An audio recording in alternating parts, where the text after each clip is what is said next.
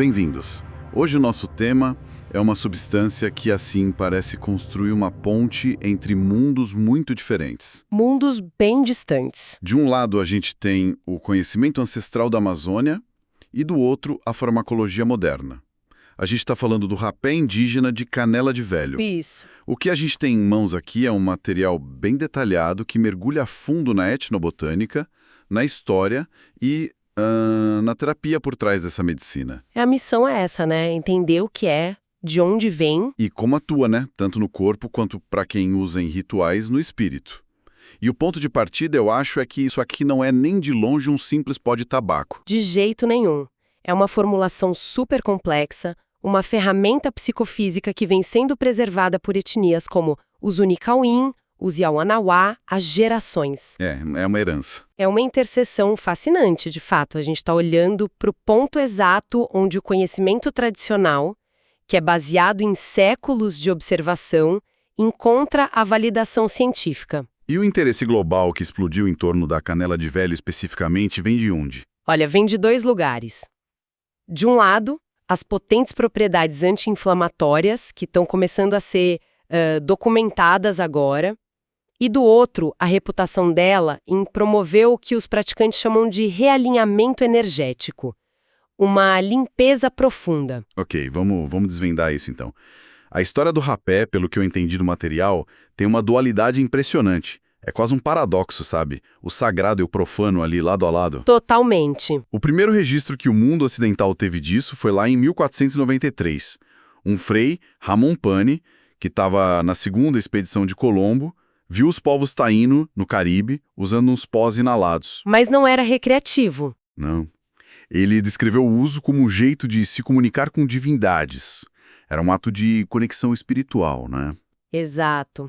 E esse é um ponto-chave. A origem não é recreativa, é teúrgica.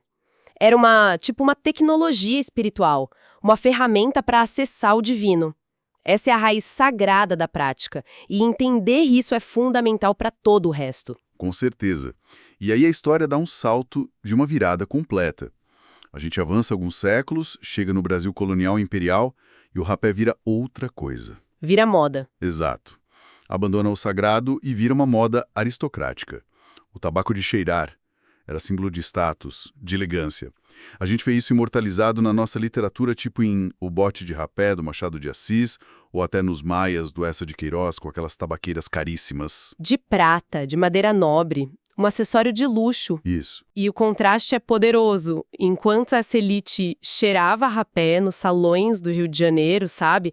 As comunidades indígenas na Amazônia, completamente isoladas disso, continuavam usando a mesmíssima substância nos seus rituais de cura. Com o mesmo propósito original. O mesmo. A conexão espiritual e o bem-estar do corpo.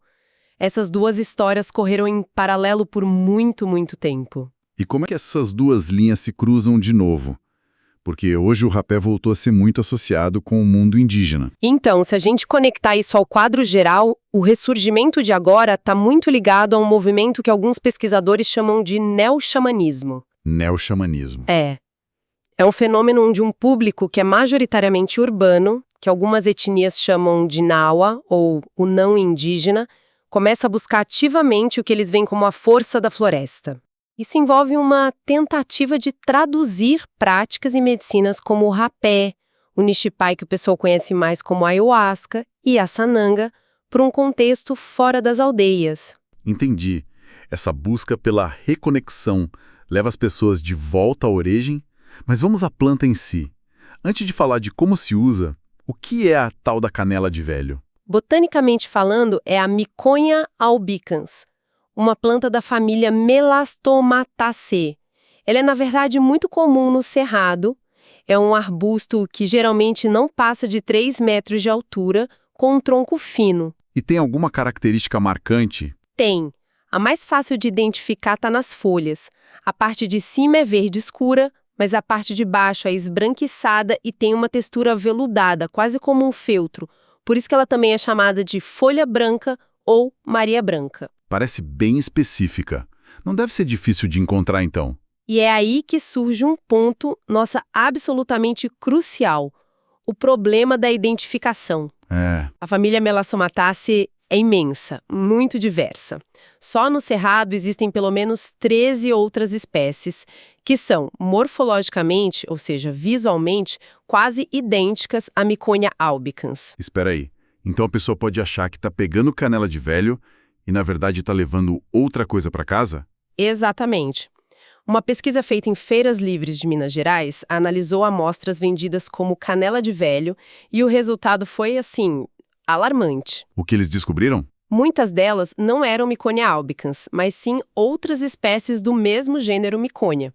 O risco é que, de acordo com os estudos fitoquímicos preliminares, a atividade anti-inflamatória robusta, validada, está associada especificamente à Miconia albicans. Nossa. Usar a planta errada não só pode ser totalmente ineficaz, como pode trazer riscos que a gente nem conhece. Por isso a procedência, saber de onde veio, quem coletou, quem preparou, é uma questão de segurança, não só de autenticidade. Uau! Isso muda tudo! Ok, então assumindo que a gente tem a planta certa, a Miconia albicans verdadeira, o que tem dentro dela que a torna tão poderosa? Qual é o segredo químico? As fontes apontam para 2 grupos principais de compostos bioativos, os flavonoides e os terpenos. Para simplificar, dentro desses grupos, os mais estudados na planta são o ácido ursólico e o ácido oleanólico. E o que eles fazem? Eles são conhecidos por terem propriedades analgésicas e anti-inflamatórias. E junto com eles temos aqui a certina e a rutina, que são antioxidantes potencíssimos. Então esses ácidos seriam tipo a versão da planta para um ibuprofeno. São os ingredientes ativos fazendo o trabalho pesado contra a dor e a inflamação. É uma ótima analogia e o mais interessante é como eles fazem isso. Estudos de laboratório mostram que os extratos da planta agem diretamente na raiz do problema. Como assim? Pensa no seu corpo como tendo um sistema de alarme para a inflamação. O que esses compostos fazem é, basicamente, ir até a central e cortar os fios das sirenes mais barulhentas. Eles reduzem a produção das moléculas que dão um sinal para o corpo criar inflamação. Eles param o sinal inflamatório na fonte. Exato. Isso é incrível. Então, quando as tradições indígenas dizem há séculos que a canela de velho é boa para artrite, artrose, reumatismo, a ciência moderna chega e diz, sim, encontramos um mecanismo que explica isso. Precisamente. O conhecimento tradicional tinha observação empírica, a prova pelo resultado. A farmacologia agora está decodificando o porquê. Imagino que não baste só moer a planta, certo? O preparo, que as fontes chamam de feitio, parece ser um processo tão importante quanto a planta em si. É descrito como algo quase alquímico. Com certeza, não é um simples processo mecânico. É um ritual. O rapé tem 2 partes principais. A base, que é um tabaco rústico, a nicotiana rústica, que é muito mais forte que o cigarro comum. Certo. E as cinzas, que nesse caso vem da casca da canela de velho. Só o preparo do tabaco já é um trabalho imenso. As folhas são secas ou fermentadas e depois piladas manualmente por horas, às vezes dias, até virar um pó mais fino que farinha. No Acre, por exemplo, é muito comum usarem o tabaco sabiá, um tabaco de corda que passa por um processo de maturação. Ok, o tabaco eu entendo como base. Mas e as cinzas? Por que adicionar cinzas a uma mistura? Parece um ingrediente tão contraintuitivo. É uma pergunta excelente. E a resposta é a chave para entender a genialidade química por trás do rapé. As cinzas têm uma dupla função. A primeira é puramente química. Química. Sim. As cinzas da casca da Miconia albicans são um condutor alcalino.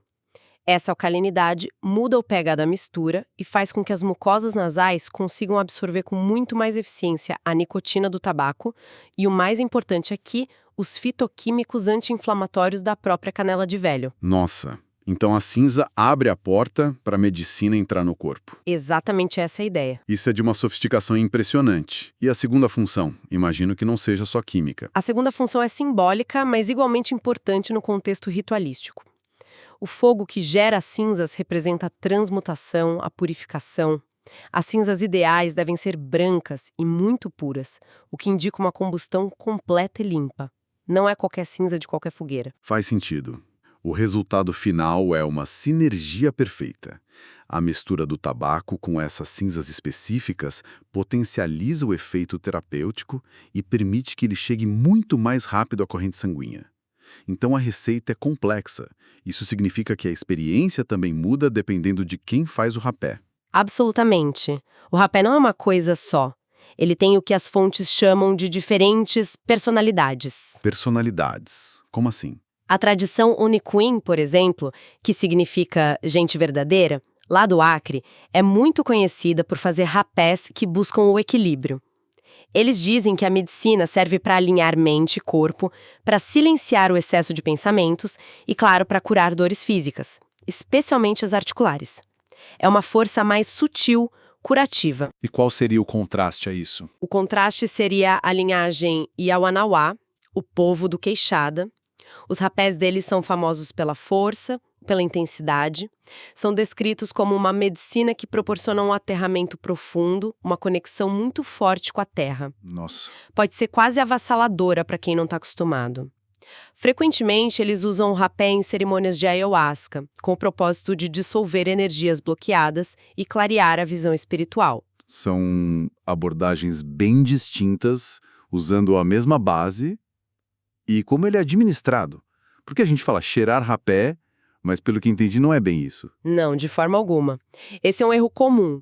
O rapé não é aspirado ou cheirado como a cocaína ou o rapé aristocrático do passado. Ele é soprado para dentro das narinas. Tocrado. Isso. E para isso se usam instrumentos de poder.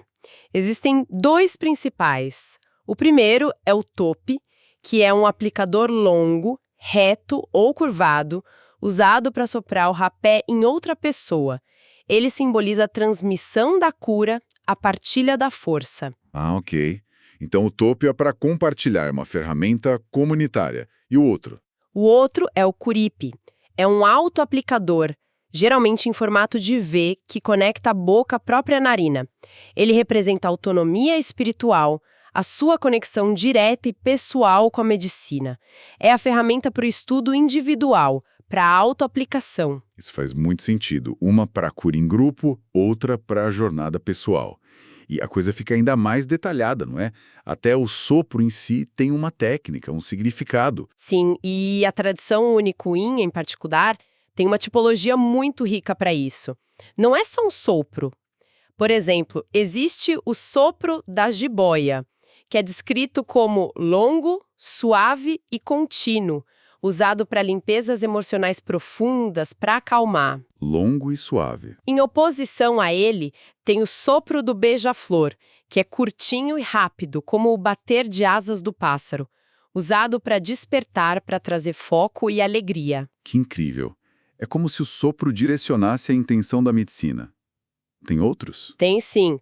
O sopro do veado é forte, direto e incisivo, usado para trazer firmeza, presença, proteção, e um dos mais intensos, o sopro do gavião, é extremamente prolongado e forte com o objetivo de clarear a visão, de permitir percepções mais aguçadas, de ver de cima. Uau! E a regra fundamental que atravessa todas as tradições é aplicar sempre nas duas narinas para equilibrar as energias dos lados direito e esquerdo do corpo. Toda essa complexidade, essa intencionalidade, me leva a pensar no outro lado da moeda. Com algo tão potente, deve haver riscos e cuidados a serem tomados. Não pode ser completamente inofensivo, certo? Com certeza. É um ponto fundamental. Apesar de ser natural, o uso exige conhecimento, respeito e cautela. E a pesquisa acadêmica levanta uma preocupação muito específica e séria: a bioacumulação de alumínio. Alumínio. Como assim alumínio? Onde ele entra nessa história? A Miconia albicans é uma planta que tem a capacidade de absorver e acumular alumínio do solo. E o solo do cerrado, onde ela prospera, é naturalmente ácido, o que torna o alumínio mais disponível para as plantas. E isso é um problema? O uso crônico e excessivo de um rapé feito com uma planta que cresceu num solo muito rico em alumínio pode, teoricamente, levar a efeitos neurotóxicos a longo prazo. Isso é bem sério. E como se minimiza esse risco? De novo, a gente volta à importância da procedência e do feitio. Um produtor consciente e experiente sabe de onde coletar a planta e realiza o processo de queima da casca de forma a purificar as cinzas ao máximo. A queima completa ajuda a eliminar impurezas, mas o risco existe e precisa ser conhecido. E quanto às reações imediatas? A gente ouve falar muito da tal da limpeza. O que é isso? Sim, após a aplicação, é muito comum que o corpo reaja. Espirros, uma forte lacrimação, bocejo, salivação, são reações físicas esperadas. E a tal da purga? Em doses mais altas ou em pessoas mais sensíveis, pode ocorrer o que se chama de purga, que é o vômito ou a evacuação. No contexto xamânico, isso não é visto como algo ruim, pelo contrário. É interpretado como o corpo expulsando energias densas, bloqueios, toxinas. Mas é sem dúvida uma reação intensa e que exige um ambiente seguro, amparado. Faz sentido. E existem contraindicações claras. Pessoas que não deveriam usar de jeito nenhum. Sim, existem. O uso não é recomendado para gestantes e lactantes, pela presença de nicotina e pela falta de estudos. Pessoas com hipertensão severa ou problemas cardíacos graves devem usar com extrema moderação ou evitar. Certo. E claro, uma regra de ouro. Jamais usar com álcool ou outras drogas. As interações são imprevisíveis e podem ser muito perigosas. Ok, então tentando juntar tudo isso. A gente saiu de exploradores do século XV, passou pelas tabaqueras de luxo do Império, mergulhou na botânica do Cerrado, na química dos compostos e nos rituais profundos da Amazônia. É uma longa jornada. Fica claro que o rapé de canela de velho é muito mais do que um pó. É uma ponte entre essa sabedoria ancestral e uma busca muito contemporânea por cura, seja ela física ou espiritual. Exatamente. E essa popularidade traz uma camada final de complexidade, que são os desafios éticos. Se a gente conectar de novo com o quadro geral, a demanda global crescente por rapé cria problemas reais. Como, por exemplo? O primeiro é o risco de extrativismo desenfreado da Miconia albicans. Se a coleta não for feita de forma sustentável, pode ameaçar a biodiversidade do próprio cerrado. E imagino que outro problema seja mais cultural, né? Sim, e talvez seja o mais perigoso, o da apropriação cultural. É o que acontece quando uma medicina sagrada, com toda essa profundidade que a gente discutiu, é retirada de seu contexto e transformada num simples produto. Uma commodity. Uma commodity exótica, vendida online, sem qualquer critério ou respeito. Isso esvazia seu significado, banaliza o sagrado. Por isso, as fontes são unânimes em enfatizar a importância de se buscar fontes legítimas, de produtores que respeitam o tempo da floresta e, principalmente, que garantem um retorno justo às comunidades indígenas, que são as verdadeiras guardiãs desse conhecimento. Fica então uma reflexão final.